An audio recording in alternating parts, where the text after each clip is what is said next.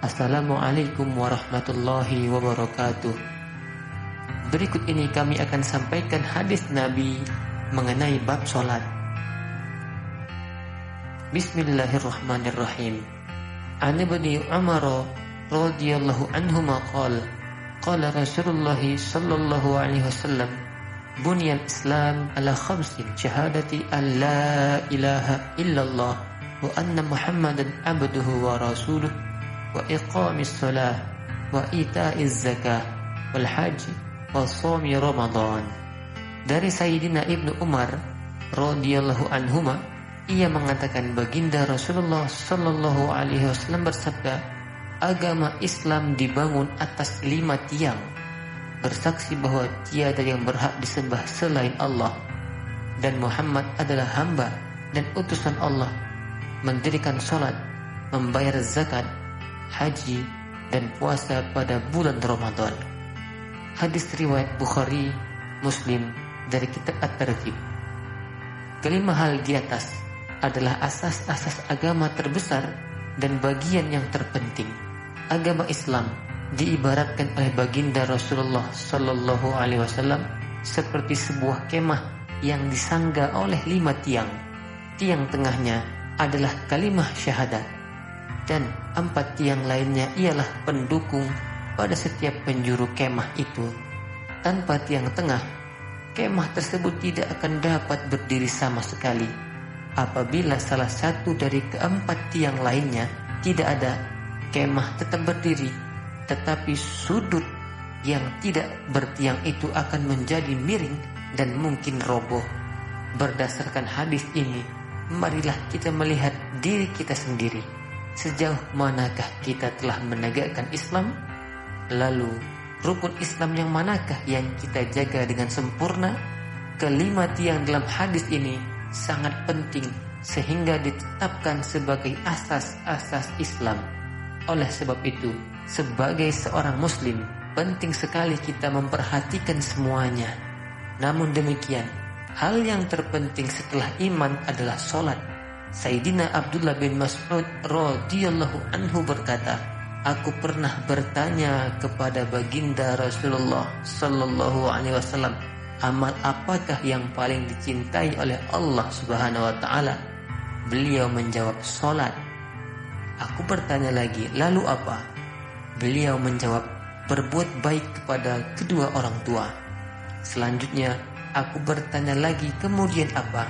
Beliau menjawab, berjuang di jalan Allah.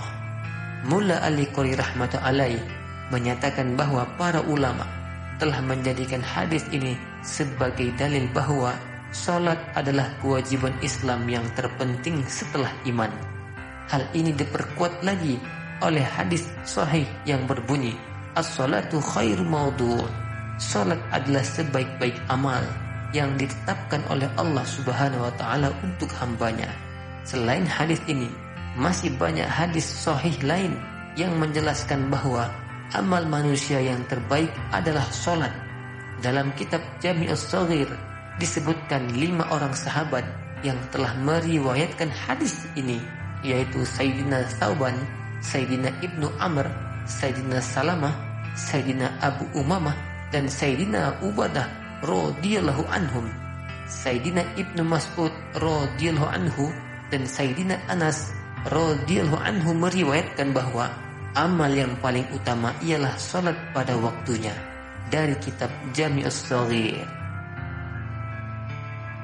An Abi Dzarr radhiyallahu anhu anna Nabiyya sallallahu alaihi wasallam kharaja fi asy-syita'i wal warq yatahafatu fa akhadha bi ghusnin min syajaratin qala faja'ala dhalika al-warq yatahafatu fa qala ya Aba Dzarr qultu labbaika ya Rasulullah qala innal abdal muslima la yusalli as-salata yuridu biha wajha Allah fatahafata anhu dhunubuhu kama tahafata hadzal warq an hadhihi asy-syajarah. Dari Sayyidina Abu Dzarr radhiyallahu anhu bahwasanya baginda Rasulullah sallallahu alaihi wasallam pernah keluar dari rumahnya ketika musim gugur, di saat daun-daun berguguran dari pepohonan. beliau mengambil setangkai ranting pohon dan daun-daunnya langsung berguguran. Beliau berkata, "Wahai Abu Dzar." Sayyidina Abu Dzar menyahut, "Labbaik ya Rasulullah." Beliau bersabda, "Sesungguhnya seorang muslim yang menunaikan salatnya semata-mata karena Allah, maka dosa-dosanya akan berguguran sebagaimana daun-daun ini berguguran dari rantingnya." Hadis riwayat Ahmad dari kitab At-Targhib. Pada musim gugur, begitu banyak daun-daun berguguran dari pohonnya, sehingga ada sebagian pohon yang daunnya tidak tersisa sehelai pun. Baginda Nabi SAW bersabda, hasil sholat yang dikerjakan dengan ikhlas, semua dosa diampuni sehingga tidak ada satupun yang tersisa. Ada satu hal yang perlu direnungkan. Menurut para ulama, berdasarkan kesimpulan dari ayat-ayat Al-Quran dan hadis-hadis baginda Nabi, salat dan ibadah-ibadah yang lain hanya menghapus dosa-dosa kecil, sedangkan dosa-dosa besar tidak dapat diampuni tanpa bertaubat secara khusus. Oleh sebab itu, selain mengerjakan salat, hendaknya kita selalu bertaubat dan beristighfar. Jangan sampai kita melalaikannya. An Jabirin radhiyallahu anhu qala Rasulullah sallallahu alaihi wasallam, "Mathalu shalawatil khamsi kamathalin nahrin jarin ghamrin ala bab ahadikum yaghtasilu minhu kulla yawmin 5 marrah." Dari Sayyidina Jabir radhiyallahu anhu berkata, baginda Rasulullah sallallahu alaihi wasallam bersabda, perumpamaan salat 5 waktu adalah seperti sebuah sungai yang dalam yang mengalir di depan pintu rumah seseorang dari kalian. Ia mandi di dalamnya 5 kali sehari. Hadis riwayat Muslim dari kitab At-Targhib. Biasanya air yang mengalir itu bersih dari kotoran dan lain-lain.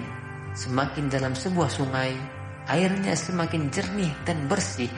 Oleh sebab itu, hadis di atas mengumpamakan salat dengan sungai yang dalam dan mengalir yang seandainya seseorang mandi di dalamnya badannya akan bersih. Demikian pula salat yang dilakukan dengan menjaga adab-adabnya dapat membersihkan segala dosa. Dari Sayyidina Abu Sa'id Al-Khudri radhiyallahu anhu, ia mengatakan, baginda Rasulullah sallallahu alaihi wasallam bersabda, salat 5 waktu merupakan penghapus dosa-dosa yang terjadi di antara waktu-waktu sholat tersebut. Maksudnya, keberkahan sholat dapat menghapuskan dosa-dosa kecil yang terjadi di antara satu waktu sholat dengan waktu sholat yang lain. Selanjutnya, hadis tersebut memberikan perumpamaan. Sebagaimana seseorang yang bekerja di sebuah pabrik, maka dirinya akan kotor dan berdebu.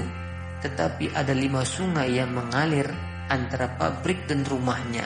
Setiap pulang ia mandi di sungai tersebut. Itulah perumpamaan sholat 5 kali sehari.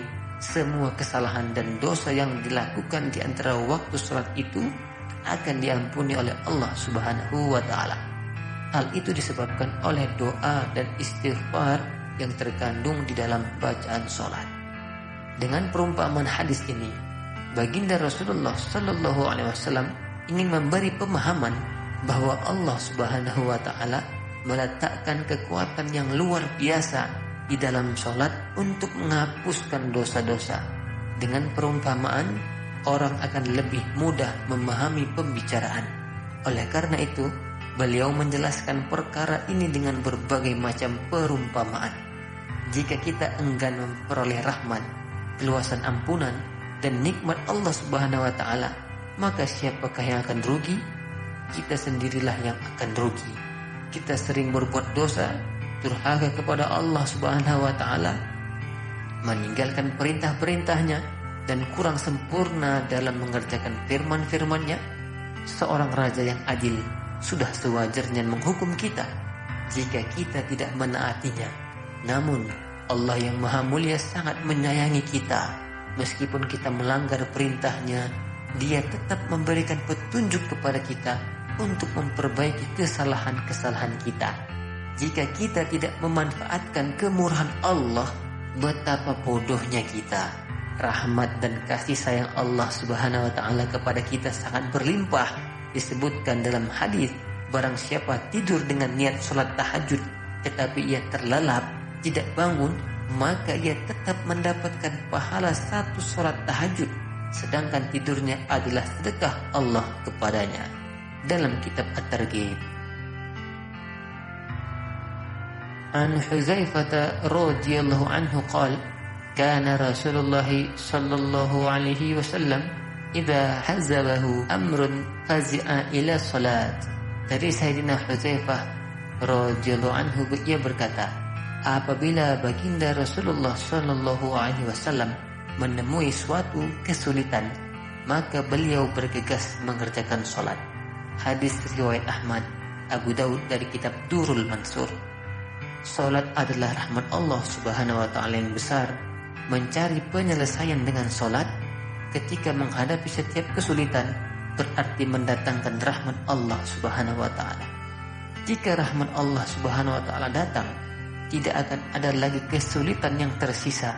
Banyak riwayat yang menyebutkan tentang hal ini. Para sahabat radhiyallahu anhum yang selalu mengikuti setiap langkah baginda Nabi juga sering melakukannya.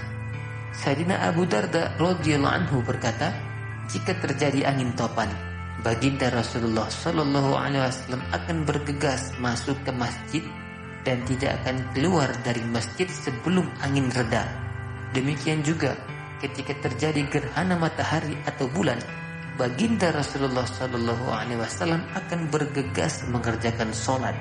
Sayyidina Suhaib meriwayatkan dari baginda Nabi sallallahu alaihi wasallam bersabda, para nabi alaihimussalam setiap kali menghadapi kesulitan akan bergegas melaksanakan salat. Suatu hari ketika dalam perjalanan, Sayyidina Ibnu Abbas radhiyallahu anhuma mendapat kabar bahwa anaknya telah meninggal dunia. Ia segera turun dari untanya, kemudian salat 2 rakaat lalu membaca, Inna lillahi wa inna ilaihi raji'un. Sesungguhnya kami adalah milik Allah dan kepadanya lah kami kembali. Setelah itu ia berkata, aku telah melaksanakan apa yang telah diperintahkan oleh Allah dalam Al-Quran. Wasta'inu bis sabri was salah. Carilah pertolongan Allah dengan sabar dan salat. Ketika Sayyidina Ubadah radhiyallahu anhu hampir wafat, ia berkata kepada orang-orang yang di dekatnya, janganlah kalian menangisiku. Jika ruhku keluar, berwudu'lah dengan sempurna, lalu pergilah ke masjid, salatlah dan beristighfarlah untukku, sebab Allah Subhanahu wa taala menyuruh kita agar selalu memohon pertolongan dengan sabar dan salat. Wasta'inu bis sabri was salah. Kemudian baringkanlah aku di liang kubur. Suami Sayyidatina Ummu Kulsum radhiyallahu anha, yaitu Sayyidina Abdurrahman radhiyallahu anhu, menderita sakit parah. Suatu ketika ia pingsan sehingga semua orang meyakini ia telah meninggal. Melihat hal itu, Sayyidina Ummu Kulsum segera mendirikan sholat. Ketika Sayyidina Ummu Kulsum selesai sholat, ternyata Sayyidina Abdurrahman siuman kembali. Ia bertanya kepada orang-orang di sekelilingnya, apakah aku tadi seperti orang yang sudah mati? Orang-orang menjawab, ya. Ia berkata, 2 malaikat telah mendatangiku dan berkata, pergilah menghadap Ahkamul Hakimin, Allah yang Maha Adil. Dialah yang akan memutuskan perkaramu. Ketika kedua malaikat itu hendak membawaku, maka datanglah malaikat yang lain menghampiri dan berkata kepada kedua malaikat tadi, pergilah kalian berdua, tinggalkan dia. Dia ini termasuk golongan orang-orang yang beruntung, yang sudah tertulis sejak ia berada di dalam kandungan ibunya. Saat ini anak-anaknya masih memerlukannya. Setelah kejadian tersebut, Sayyidina Abdurrahman masih hidup selama 1 bulan. Setelah itu ia meninggal dunia. Dari kitab Durrul Mansur, Syekh Nadar rahmatullahi alaihi bercerita, suatu ketika pernah terjadi gelap gulita pada waktu siang. Aku pun berlari menemui Sayyidina Anas dan bertanya kepadanya, apa yang engkau lakukan jika mengalami hal seperti ini pada masa hidup baginda Rasulullah sallallahu alaihi wasallam? Dia menjawab, aku berlindung kepada Allah. Hal ini tidak pernah terjadi pada zaman baginda Nabi. Pada zaman baginda Nabi, Jika terjadi angin bertiup sedikit kencang saja, kami segera berlari ke masjid, takut jika terjadi kiamat. Sayyidina Abdullah bin Salam radhiyallahu anhu berkata, apabila kesulitan menimpa keluarga baginda Nabi Shallallahu Alaihi Wasallam, maka beliau akan menyuruh keluarganya mendirikan salat seraya membaca ayat wa'mur ahlaka bis-salati wastabir 'alaiha la nas'aluka rizqa nahnu narzuquk wal 'aqibatu lit-taqwa. Dan perintahkanlah keluargamu mendirikan salat dan bersabarlah kamu dalam mengerjakannya.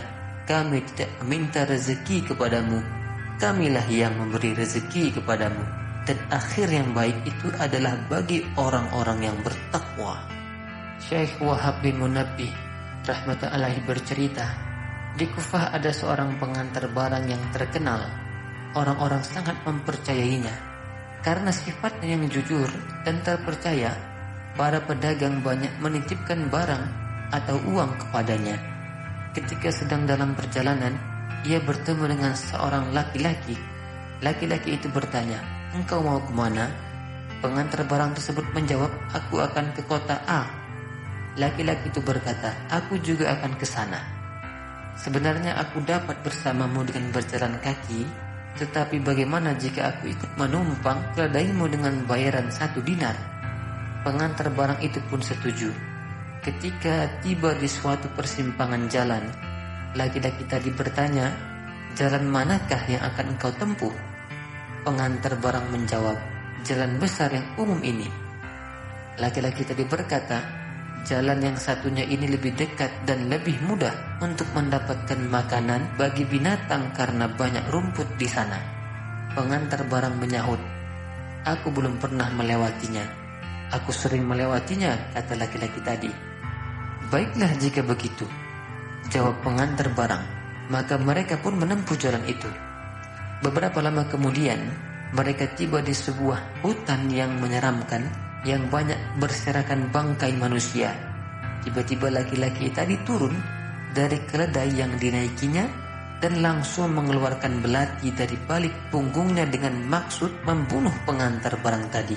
Jangan, teriak pengantar barang. Ambillah keledai beserta semua barang-barangnya, karena inilah yang kamu inginkan, tetapi jangan bunuh aku. Laki-laki tadi tidak mempedulikan tawaran tersebut, malah ia bersumpah, pertama aku akan membunuhmu, kemudian aku akan mengambil semua barang-barangmu. Pengantar barang merengek-rengek, namun si laki-laki tersebut tidak mempedulikannya sama sekali. Akhirnya pengantar barang berucap, baiklah, izinkan aku sholat 2 rakaat untuk terakhir kalinya. Sambil tertawa, laki-laki itu mengabulkan permintaan pengantar barang dan berkata, silakan cepatlah sholat. Mereka yang mati ini pun telah meminta hal yang sama, tetapi sholat mereka tidak menolong mereka sedikit pun. Segera pengantar barang itu sholat, tetapi setelah membaca Al-Fatihah, dia tidak dapat mengingat 1 surat pun. Sementara laki-laki zalim itu menunggu sambil terus berteriak, cepat, selesaikan sholatmu. Tanpa sengaja terbacalah oleh lidah si pengantar barang tadi, amman yujibul muttarra idza da'ahu wa yakshifus su'. Siapakah yang memperkenankan doa orang yang dalam keadaan terjepit bila ia berdoa kepadanya?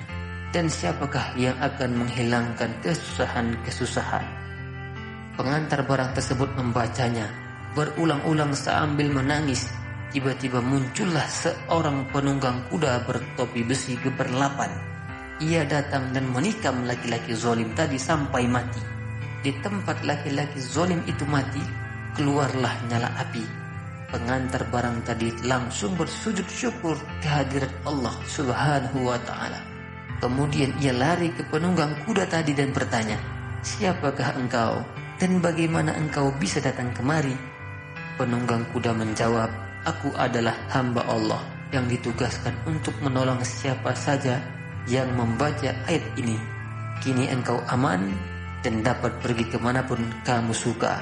Setelah berkata demikian, penunggang kuda itu pun pergi dan lenyap.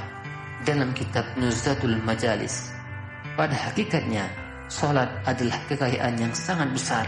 Selain akan mendatangkan keridhaan Allah Subhanahu wa taala, salat juga akan menyelamatkan dari bencana dunia dan menenangkan hati. Syekh Ibnu Sirrin rahmatullahi berkata, seandainya aku disuruh memilih antara surga dan 2 rakaat salat, maka aku akan memilih salat, karena surga itu untuk keridhaanku, sedangkan salat adalah untuk keridhaan Allah Subhanahu wa taala.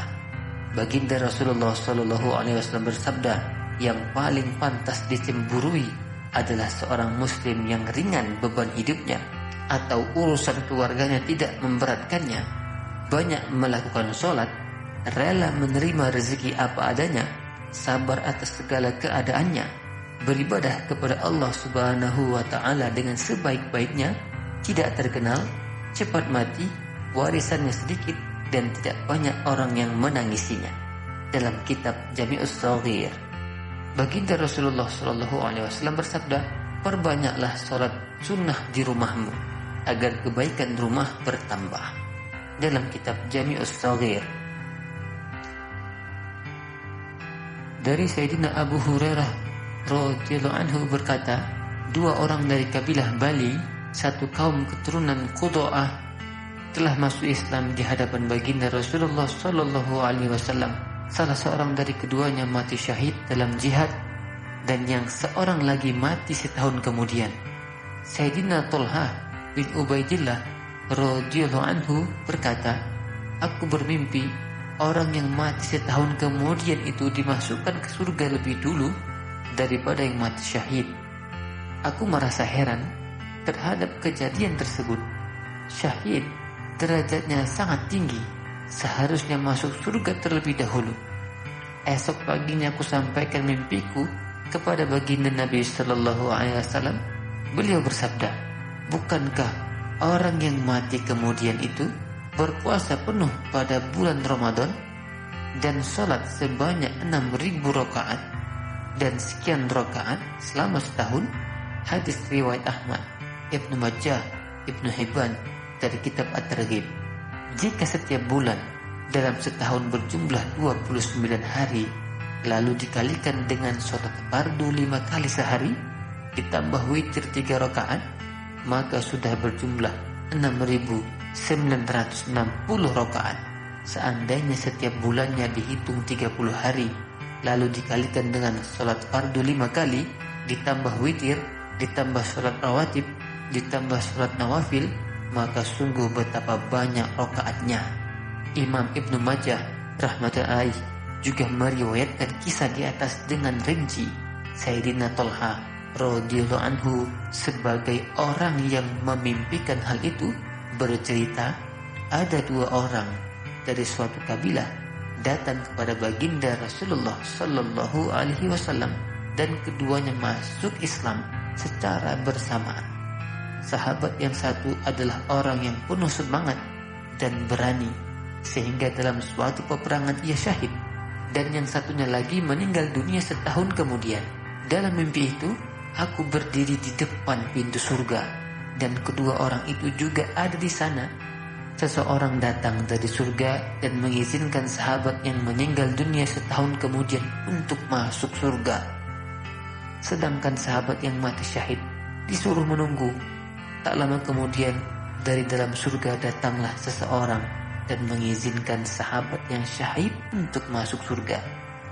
Ia berkata kepadaku, sekarang engkau belum saatnya, pulanglah. Ketika bangun pada pagi harinya, kuceritakan mimpiku itu kepada orang-orang.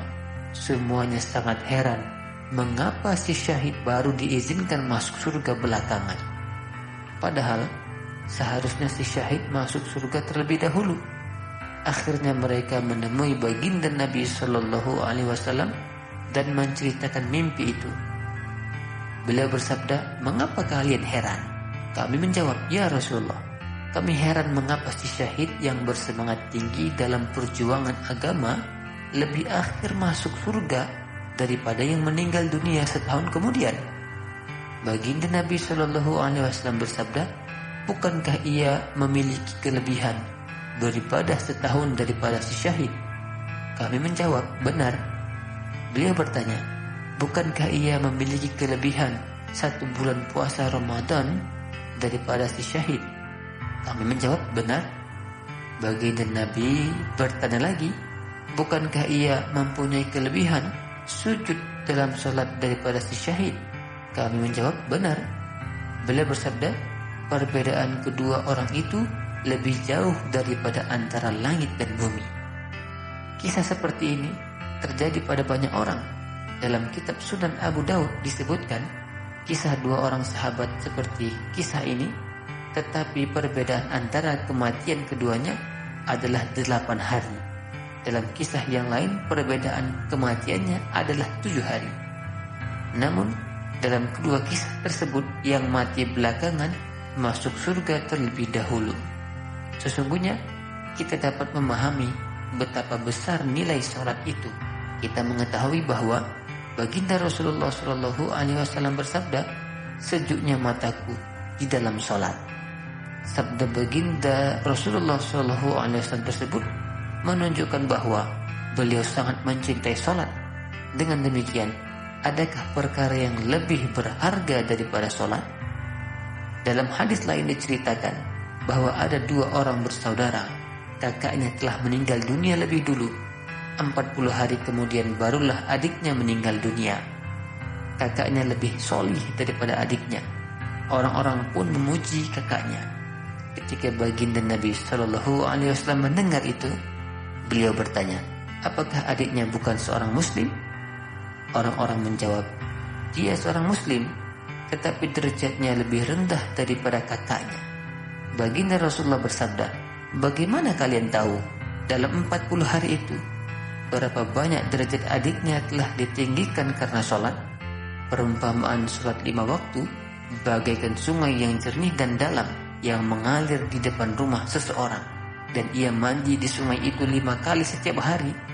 Apakah masih ada kotoran badan yang melekat di tubuhnya?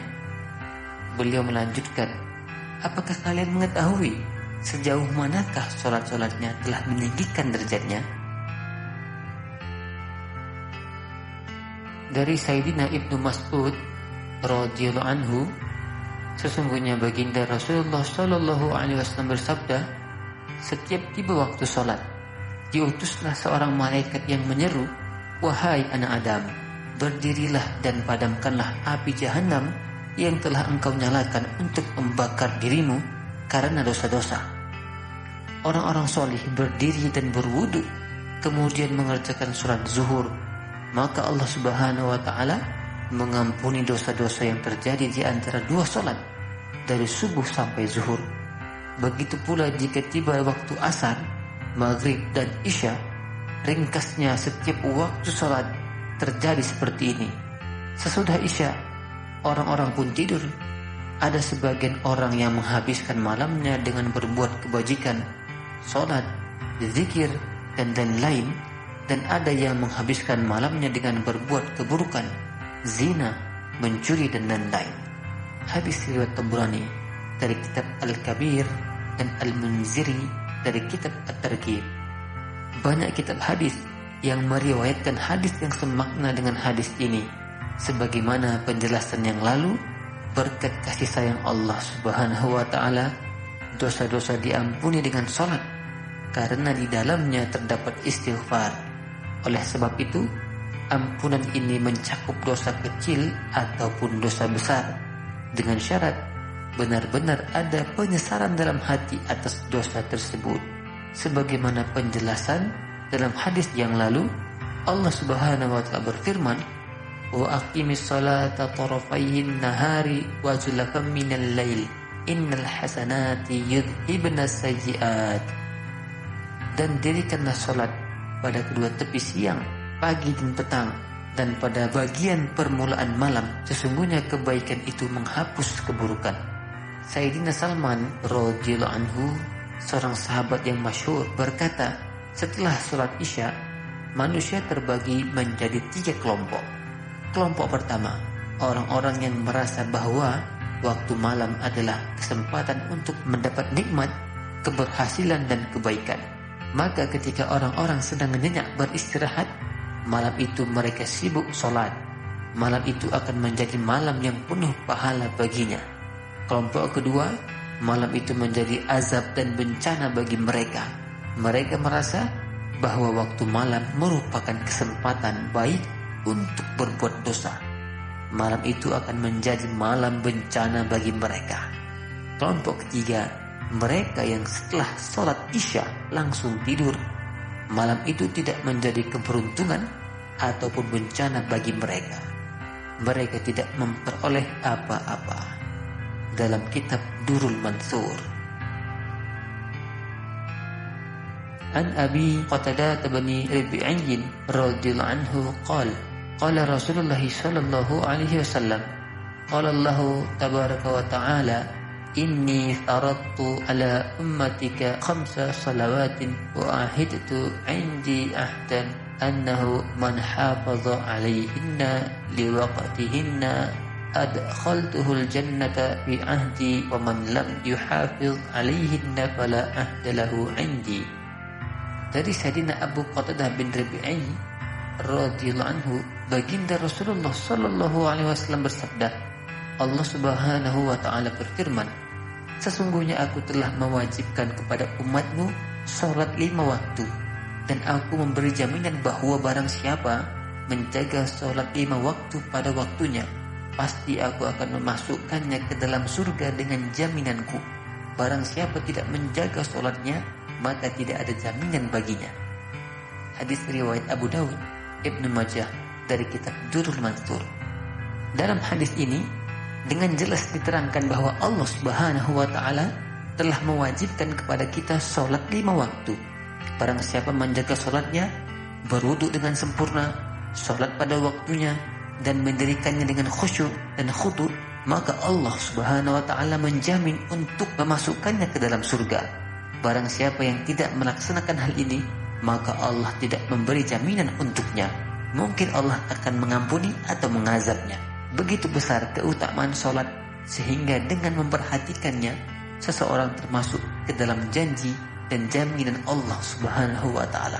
Kita perhatikan, jika seorang hakim atau orang kaya memberikan jaminan kepada seseorang dalam suatu tuntutan di mahkamah atau jaminan-jaminan yang lain, maka betapa orang itu akan merasa senang dan tenang, dan perbuatan hakim atau orang kaya itu akan dianggap sebagai jasa besar. Begitu pula halnya dengan sholat. Sholat adalah ibadah yang sangat mudah, tidak susah payah dalam mengerjakannya dan mendatangkan jaminan. Sedangkan yang memberikan jaminan adalah raja, para raja, penguasa dunia akhirat.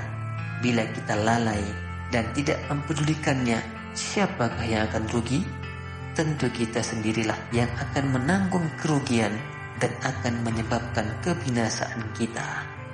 Syekh Syakik Balkhi rahmatullahi alaih, seorang ahli tasawuf yang masyhur berkata, kami mencari 5 hal dan mendapatkannya pada 5 tempat. 1. Keberkahan rezeki diperoleh melalui salat duha. 2. Cahaya kubur melalui tahajud. 3. Mudah menjawab pertanyaan mungkar dan nakir melalui tilawat Al-Quran. 4. Mudah melewati sirat melalui puasa dan sedekah. Dan 5. Mendapat naungan arasy ilahi pada hari hisab melalui berkhalwat, bersunyi-sunyi dalam ibadah dan zikir. Dalam kitab Nuzatul Majalis. Alhamdulillah, apa yang telah kita dengar tadi semoga dapat menjadi pelajaran untuk kita semua. Wallahu a'lam bishawab. Wassalamualaikum warahmatullahi wabarakatuh.